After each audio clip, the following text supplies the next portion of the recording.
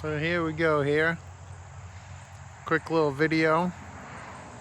I'm about to take all this stuff down in like the next week, not the Japanese maple. Everything behind it here along the property line.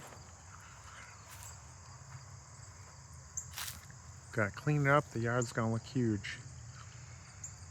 The church is going to be clearing some of their side, and they want to leave a bunch of the growth and vegetation.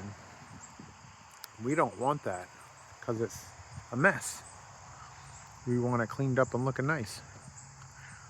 So we're going to do our part and clean up our side and hope that they change their mind on leaving the vegetation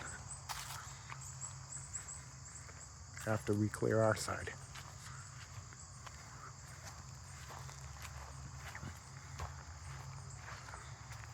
We're going to start right here with this marker.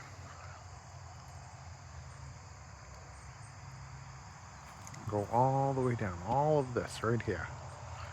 It's going to be tough to kind of tell.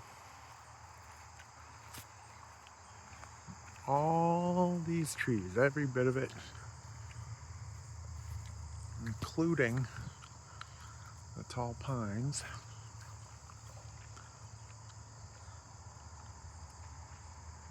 So that'll be good. And